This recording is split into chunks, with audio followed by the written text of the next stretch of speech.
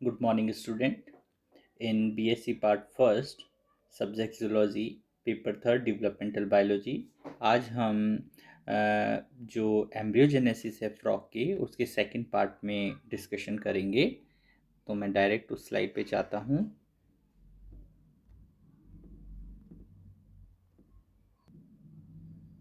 Alright, आज हम blastula की बात करेंगे। जो फ्रॉग्स हैं उनके अंदर जो ब्लास्टुला अवस्था है वो एम्फी ब्लास्टुला प्रकार का पाया जाता है। एम्फी यानी बोथ।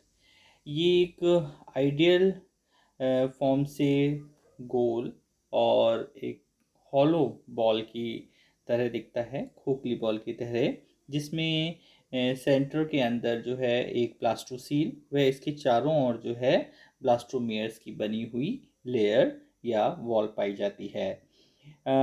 जो फ्रॉग है उसके भ्रूण में जब सिर्फ 8 ब्लास्टोमियर्स स्टेज होती है तब इसके सेंटर में एक छोटी सी कैविटी जो है वो अपीयर होती है। इसी ही हम ब्लास्टोसील कहते हैं। ये जो है माइक्रो और मैक्रो जो है ब्लास्टोमियर्स के द्वारा कवर्ड रहती है। इसमें जो माइक्रो ब्लास्टोमियर्स हैं उसके द्वारा सीक्रेटेड जो है एक एल्बुमिनस जो है फ्लूइड वो इनके इस कैविटी में भरा रहता है। और जैसे जैसे क्लीवेज जो है उसका ड्यूरेशन आगे बढ़ता है, क्लीवेज के अंदर वो प्रोग्रेसिव स्टेज में जाता है, वैसे वैसे ये जो सेंटर के अंदर कैविटी बनी है उसका आकार भी बढ़ता जाता है। और 32 सेल स्टेज पर ये कंप्लीटली जो है अपीयर हो जाती है, दिखने लगती है। जब हम इस ब्लास्टुला की जो है लंबवत काट को देखते हैं तो इसमें इसकी जो रूफ है, इस गुहा की जो छत है, उसमें माइक्रोमियस के द्वारा एक जो है कलरलेस मैक्रोमियर का बना हुआ क्षेत्र भी दिखता है। और इस स्टेज को हम ब्लास्टुला स्टेज कहते हैं। मुख्य रूप से मैक्रोमियर, मैक्रोब्लास्टोमियर और माइक्रोब्लास्टोमियर्स के द्वारा ये एक सराउंडेड स्ट्रक्चर होती है। इसमें हमें डिटेल स्टडी करनी है और इस स्टडी में हम ब्लास्टुला के जो संभावित क्षेत्र हैं उनकी हम स्टडी करेंगे। तो उसे हमने 3 सब टॉपिक्स में डिवाइड किया है, जिसमें एक्टोडर्मल एरिया, एंडोडर्मल एरिया और कॉर्डल मेसोडर्मल एरिया जो संभावित क्षेत्र हैं उनकी हम स्टडी करेंगे। अब मैं इस डायग्राम को जूम करता हूँ। बेसिकली जो मल्टी सेल्यूलर एनिमल्स हैं उनकी जो भी एम्ब्रियोनिक सेल्स हैं वो प्राइमरी जर्म लेयर जिन्हें हम प्राथमिक जनन स्तर हैं उनके द्वारा बनी होती है। ये जनन स्तर जो हैं वो एक्टोडर्म, एंडोडर्म और मेसोडर्म के रूप में जाने जाते हैं। इसे मैं नेक्स्ट डायग्राम से शो करता हूँ। ओके, तो ये जो तीनों डर्म्स हैं, एक्टोडर्म, मेसोडर्म और एंडोडर्म, इसके अंदर प्रेजेंट होती हैं। इन तीनों जर्म लेयर का निर्माण ब्लास्टुला स्टेज के बाद गैस्ट्रुलेशन प्रारंभ होने के समय होता है। परंतु स्पेक्ट ने 1990 में और वॉक नामक साइंटिस्ट ने 1929 में और वेंटेन बर्जर ने 1938 में और जो रिसेंट स्टडी है निकोलसन, इन्होंने 1945 में स्टडी करके ये ऑब्ज़र्व किया कि जो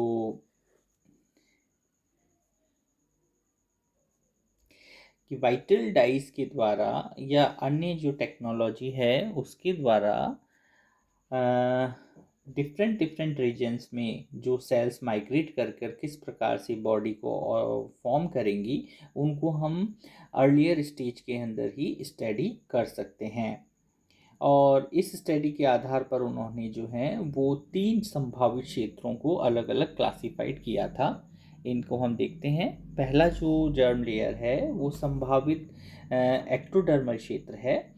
ब्लास्टुला का लगभग जो सारा एक्टिव एनिमल पूल है वो अ, जो है वो एक्टोडर्म लेयर को फॉर्म करता है। इसका सबसे बाहरी जो सेल्यूलर लेयर जो है वो संभावित अधिचर या जिसे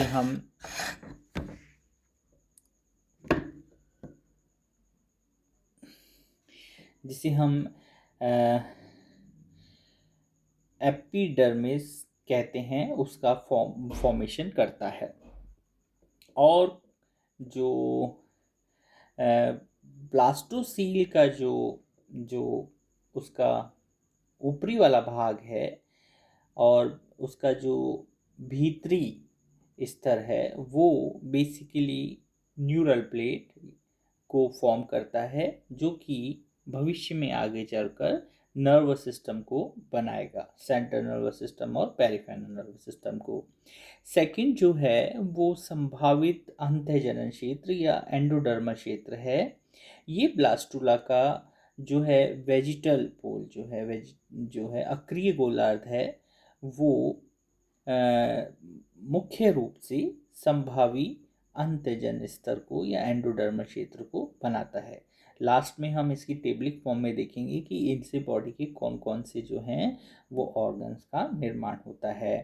थर्ड जो है वो संभावित पृष्ठ मेरु या मीजोडर्मल क्षेत्र है, जिसे हम कॉर्डा मीजोडर्मल एरिया कहते हैं। ग्रे क्रिस्टेंस के जो संभावित मीजोडर्मल और एंडोडर्मल का जो कुछ भाग है, इसका कुछ लार्ज मध्य पृष्ठ भाग जो होता है वो संभावित जो है कॉर्डा मीजोडर्मल क्षेत्र या जो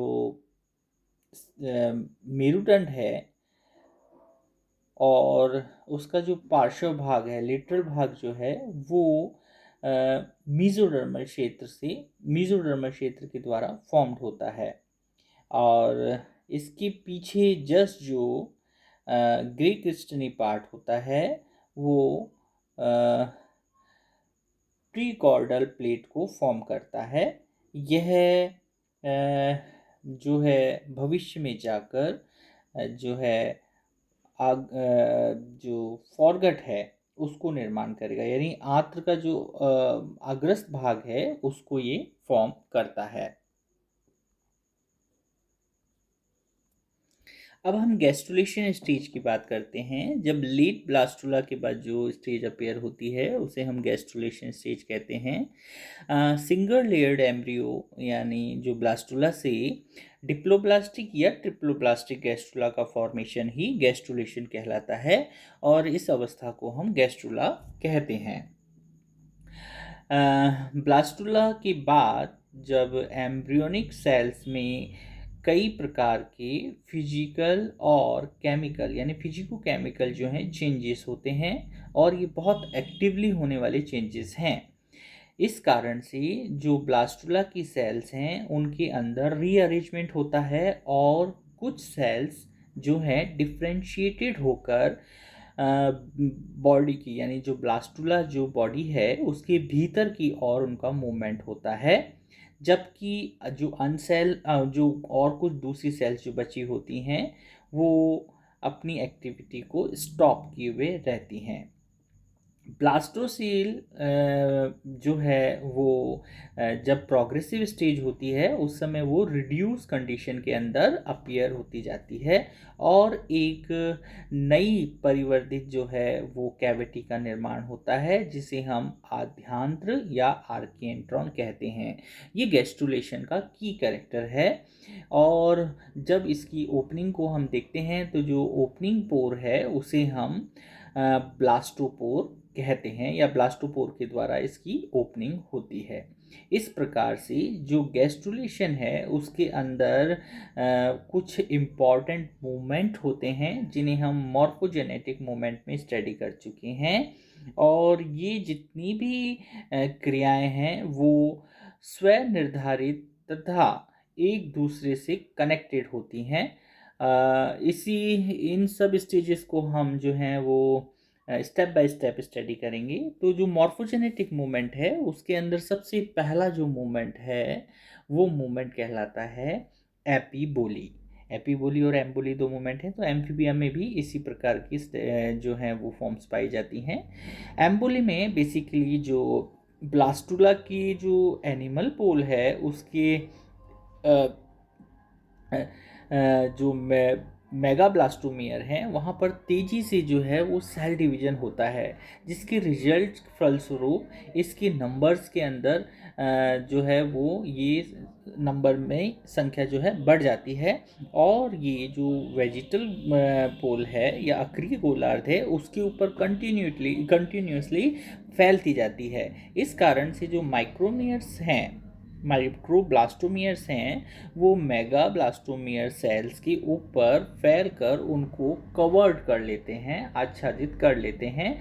और इसी क्रिया को हम एपीबोली कहते हैं। एपीबोली मतलब पूरी रूप से उसको कवर कर लेना। इसके रिजल्ट के फलस्वरूप भ्रूण का जो अधिकतर भाग है वो क्या है, अपीयरेंस में ब्लैक कलर का दिखने लगता है। साथ ही जो ग्रे क्रिस्टनी है उसका जो सीमांतीय क्षेत्र है वो अक्रिय गोलार्ध पर एक प्रेशर को क्रिएट करता है। और इस कारण से जो ब्लास्टोपोर है उसके अंदर की ओर एक उभार बनने लगता है, जैसा आपको डायग्राम में दिख रहा है। ब्लास्टोपोर में एक इंटीरियर साइड के अंदर एक बडिंग फॉर्म के अंदर उभार बन जाता है। अब ग्रे क्रिस्टनी वाले भाग में जो मेगा ब्लास्टोमियर्स हैं वो माइक्रोब्लास्टोमियर से थोड़ा सा डिटैच हो जाते हैं, जिसके कारण यहाँ पर जो ब्लास्टोसील से जुड़ी हुई एक गैस्टुलेशन स्प्लिट या गैस्टुला दरार का निर्माण हो जाता है। ये आपको जो डायग्राम की सीक्वेंस है उसके सी डायग्राम के अंदर और बी डायग्राम के अंदर दिख रहे हैं। अब इनके अंदर जो सेकंड मूवमेंट है वो इन्वेजिनेशन या अंतर्वलन है। इसमें जो माइक्रोमियर हैं वो मैक्रोमियर के ऊपर फैल जाते हैं। तो जो ग्रे क्रिस्टनी के पास जो गैस्टुलेशन स्प्लिट के जो एरिया बना है वहाँ पर ये जो एक्टिविटी है वो स्टॉप हो जाती है। इस कारण से जो मेगामियर हैं वो सेल्स जो हैं अंदर की ओर जो हैं सिंक होने लगती हैं। रिजल्ट के फलस्वरूप जो एम्ब्रियो है उसकी डॉर्सल सरफेस पर एक छोटा सा अर्धचंद्राकार जो है वो एक जो है पोर का निर्माण हो जाता है। और जो माइक्रोमियर सेल्स हैं अंदर धंसने से यह जो पोर है उसका साइज भी इंक्रीज होने लगता है। और ये धीरे धीरे जब अंदर की ओर सिंक होता है तो एक जो है नई कैविटी का फॉर्मेशन करता है। इसी कैविटी को हम आद्यांत्र या आर्केंट्रॉन कहते हैं। और जिस छिद्र से ये एंट्री या ओपनिंग होती है उसे हम ब्लास्टोपोर कहते हैं। तो इन्वेजिनेशन करते हुए जो माइक्रो ब्लास्टोमियर्स हैं वो ब्लास्टोपोर के ऊपर की ओर एक लिप का निर्माण करते हैं। सी डायग्राम में लेबलिंग आप लोगों को दिख रही है, जिसे हम कोरक छिद्र का पृष्ठ ओष्ठ या डॉर्सल लिप ऑफ गैस्टुला कहते हैं। सेल्स के अंदर धंसने व आर्केंट्रॉन के फॉर्मेशन की इसी मेथड को हम इन्वेजिनेशन या अंतर्वलन कहते हैं। अब जैसे जैसे जो इन्वेजिनेशन के कारण जो इसका ये जो एरिया है वो बढ़ता है तो प्रीकॉर्डल जो है जो पैंट्स हैं वो पीछे स्थित जो भी नोटोकॉर्डल जो भविष्य में नोटोकॉर्ड सेल बनाएंगी उन सेल्स के का भी अंदर की ओर जो है सिंक होना शुरू हो जाता है, क्योंकि इस प्रकार से धीरे धीरे जो आर्केंट्रॉन है उसका जो है क्षेत्र, उसका सरफेस एरिया बढ़ता जाता है। और जो ब्लास्टोसील है उसका जो है जो एरिया है वो कम होता जाता है। तो ब्लास्टोसील रिड्यूसिंग स्टेज में आ जाती है, आर्केंट्रॉन जो है अपनी एरिया को बढ़ाती है। और डेवलपमेंट के रिजल्ट के फलस्वरूप जो माइक्रोमियर्स हैं वो सेल वेजिटल पोल की ओर जो हैं वो शिफ्ट कर दी जाती हैं, जिस कारण से जो ब्लास्टोपोर को भी जो है एक प्रकार से अक्रिय ध्रुव या वेजिटल पोल की ओर शिफ्ट कर देती हैं। आर्केंट्रॉन की ग्रोथ करने से ब्लास्टोपोर के अंदर लगातार जो ब्लास्टोपोर का जो है वो लगातार जो उसकी ओपनिंग है वो क्या होती है, रिड्यूस होने लगती है, और एम्ब्रियो की जो ग्रेविटेशनल एक्सिस है, जो उसका जो एक्सिस था जिस समय ये एक्टिविटी हो रही थी, वो उस एक्सिस से शिफ्ट हो जाता है। राइट। और अब जो एम्ब्रियो है वो एक बार फिर से जो है उसकी योक मेम्ब्रेन के अंदर जो है रोटेट होने लगता है, 90 डिग्री पर ये रोटेट हो जाता है, और जो आर्केंट्रॉन गुहा वाला जो भाग था वो क्या करता है, जो फ्लूइड होता है उस एरिया की ओर शिफ्ट हो जाता है, वो बॉडी वेट के कारण होता है। इस प्रकार से एम्ब्रियो की जो है अग्र पक्ष अक्ष पर जल सतह के समानांतर क्षैतिज में हो स्थिति जो है उसकी हॉरिजॉन्टल या क्षैतिज स्थिति में आ जाती है। इस कारण से एक्टिव पोल आगे तथा जो ब्लास्टोपोर है वो पीछे की ओर शिफ्ट हो जाता है। यानी जो इन्वेजिनेशन है उस एक्टिविटी के अंदर जो जो एक्सिस है एम्ब्रियो की, ग्रोथ होने वाले एम्ब्रियो की, वो एक्सिस के अंदर भी शिफ्टिंग हो जाती है, और उस शिफ्टिंग के कारण ब्लास्टोपोर और एनिमल पोर और वेजिटल पोर की जो प्रीवियसली जो स्टेज थी वो चेंज हो जाती है। अब जो नेक्स्ट स्टेज है उसे हम कन्वर्जन या अभिसरण कहते हैं, और इस एक्टिविटी में विशेष क्षेत्र की जो सेल्स हैं, स्पेसिफाइड जो सेल्स हैं, वो ट्रांसफ़र होकर एक डिटरमाइन जो निश्चित क्षेत्र है उस ओर पर वो एकत्रित हो जाती हैं। इसका रिजल्ट ये होता है कि जो भी भविष्य में मेसोडर्म की सेल्स हैं वो सेल्स एक्टोडर्म व एंडोडर्म के मध्य एग्रीगेट होकर मेसोडर्मल लेयर का फॉर्मेशन करती हैं। और जैसा हम सभी जानते हैं कि गैस्ट्रुलेशन के अंदर ट्रिप्लोब्लास्टिक स्टेज, जिसके अंदर मेसोडर्मल लेयर का अपीयरेंस होना एक की कैरेक्टर होता है। इसी के साथ न्यूरोएक्टोडर्म भ्रूण के डॉर्सल सरफेस पर पहुंचकर एक मिडलरी फोल्ड का फॉर्मेशन भी करती है।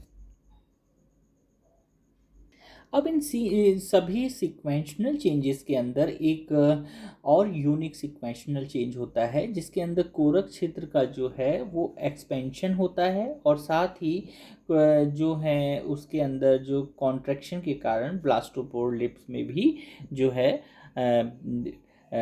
हमें चेंजेस दिखाई देते हैं। तो ये चेंजेस क्या हैं, इसमें होता क्या है, जो फ्रॉग है वो जिस स्प्लिट से जो है अंदर की ओर सिंक हुआ प्रारंभ हुआ था, वह जो है ब्लास्टोपोर का डॉर्सल लिप या पृष्ठोष्ठ का जो है फॉर्मेशन करता है। अब होता क्या है, जो मैक्रोमियर और माइक्रोमियर के अंदर जो ग्रोथ होती है उस ग्रोथ के साथ साथ इनवेजिनेशन का जो क्षेत्र है वो भी जो ब्लास्टोपोर के डॉर्सल लिप के दोनों ओर बढ़ता हुआ भ्रूण के दोनों लेटरल साइड के और बाद में वेंट्रल सरफेस की ओर भी एक्सटेंड होता जाता है। इस कारण से जो ब्लास्टोपोर के लेटरल और डॉर्सल सरफेस पर लिप्स की फॉर्म में वो अपनी अपीयरेंस को शो करता है। इस अवस्था में जो ब्लास्टोपोर है वो अपने शेप के अंदर जो है गोल अवस्था में रहता है, और इसके ऊपर से एक जो है मेगाब्लास्टोमेर की जो है एक अलग से स्प्लिट की हुई एक हमें लेयर दिखती है। ज्यों-ज्यों इसका जो ये डेवलपमेंट होता है तो ब्लास्टोपोर बेसिकली जो है वेजिटल पोर की ओर बढ़ता जाता है, और ये दोनों जो हैं एक्सटेंशन के कारण इस घेरे पर या जो ये रिंग है उसके ऊपर ये क्या होता है, ये नैरो होता जाएगा। यानी ब्लास्टोपोर की जो डॉर्सल लिप है उसके अंदर कॉन्ट्रैक्शन होता है। कॉन्ट्रैक्शन के कारण ब्लास्टोपोर का जो साइज है वो छोटा होता है। इससे मैं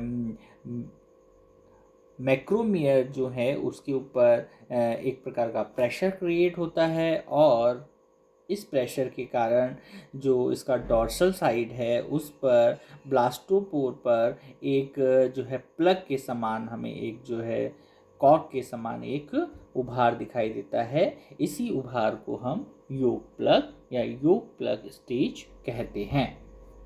इसी में एक नेक्स्ट डायग्राम से भी ये लास्ट के डायग्राम में आपको एक उभार जो है जिसे हम योक प्लग स्टेज कहते हैं वो हमें दिख रहा है। और इसी के पैरेलल राइट हैंड साइड पर जो मूवमेंट है वो आप देख सकते हैं कि मूवमेंट जो है एनिमल पोल और वेजिटल पोल में सेल्स का जो है किस प्रकार से वो इनवेजिनेशन या अंतर्वलन मूवमेंट रिप्रेजेंट करता है।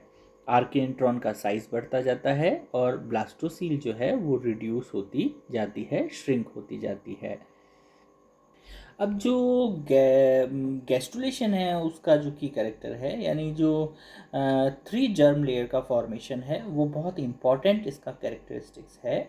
इसमें बेसिकली जो ब्लास्टोसील है वो कंप्लीटली जो है वो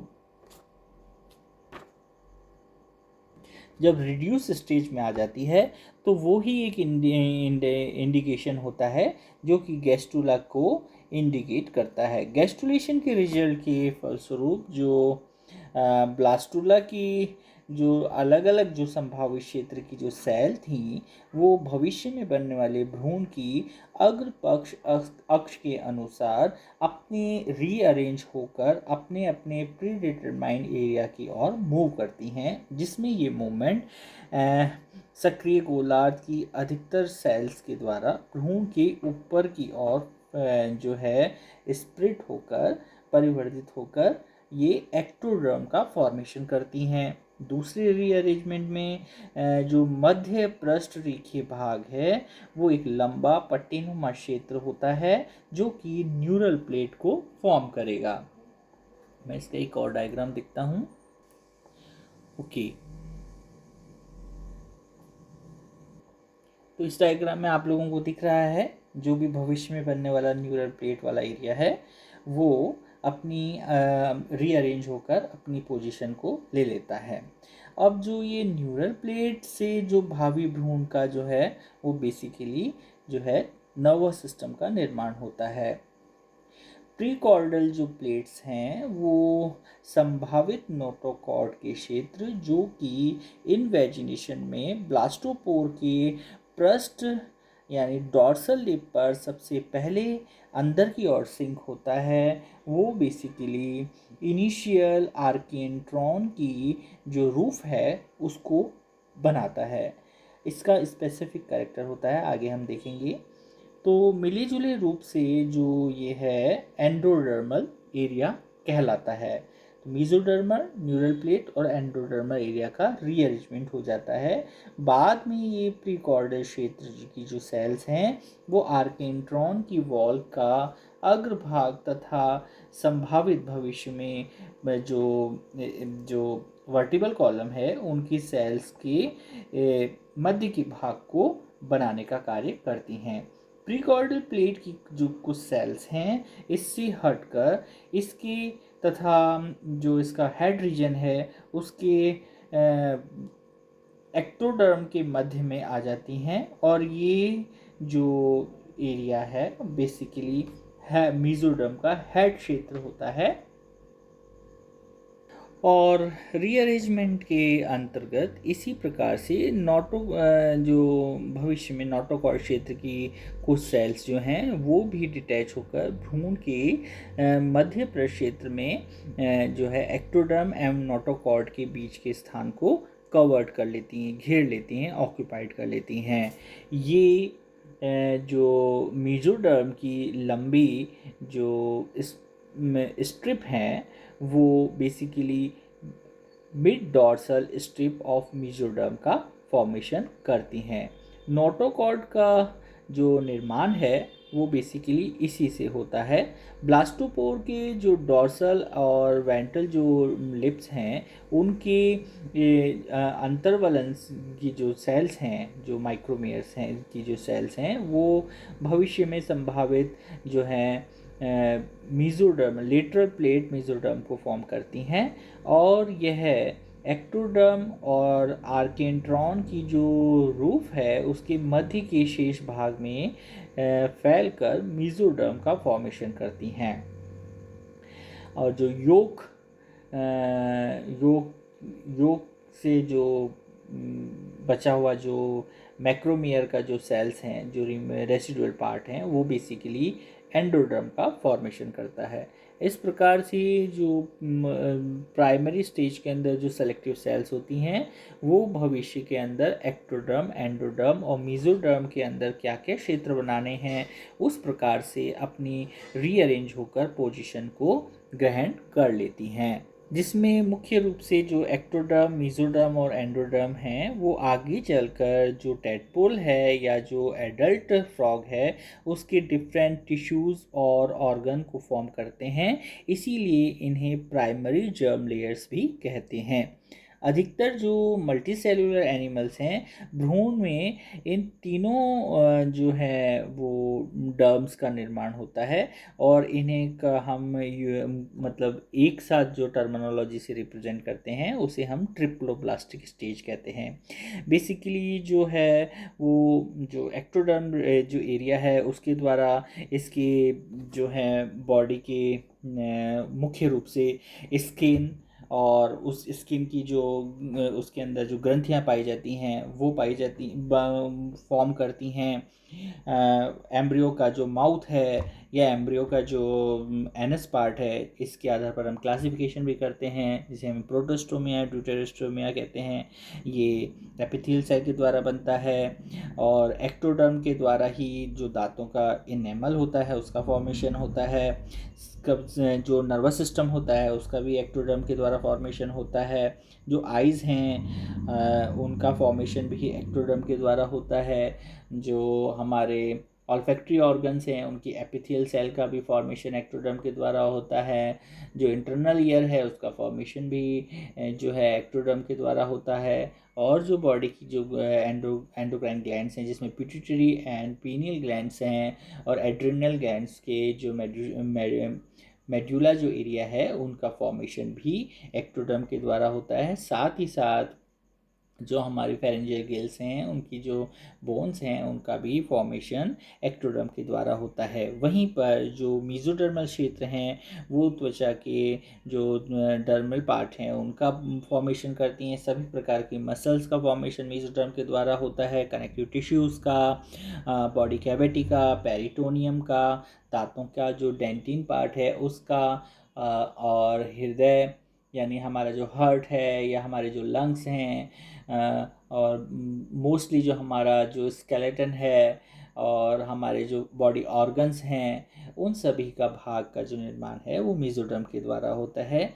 वहीं पर जो एंडोडर्म है वो बेसिकली इंटेस्टाइन की जो जो म्यूकस जो लेयर है उसका, सभी प्रकार की जो डाइजेस्टिव ग्लैंड्स हैं उनका, एंडोक्राइन ग्लैंड्स के अंदर थायराइड, पैराथायराइड, थाइमस ग्लैंड्स का, और इंटरनल ईयर में यूस्टेशियन जो नलिका है उसका, और हमारे एक्सक्रीटरी सिस्टम में जो मूत्राशय है उसका जो फॉर्मेशन है वो अंतःजनन स्तर या एंडोडर्म के द्वारा होता है। इस प्रकार से प्री डिटरमाइंड पूर्व निर्धारित जो हैं वो इनके फंक्शंस होते हैं, और बेसिकली जो ये ट्रिप्लोब्लास्टिक कंडीशन है वो 3 प्राथमिक जनन स्तर ये जो हैं भविष्य में जाकर एम्ब्रियो कंप्लीट जो है वो ग्रोथ को रिप्रेजेंट करती हैं। इस प्रकार से आज हमने ब्लास्टुला और गैस्ट्रुला के अंदर भी, फ्रॉग के अंदर स्पेसिफिकली जो है मॉर्फोजेनेटिक मूवमेंट और मॉर्फोजेनेटिक मूवमेंट से ट्रिप्लोब्लास्टिक कंडीशन से भविष्य में किस प्रकार से भ्रूण में कौन से ऑर्गन का निर्माण होगा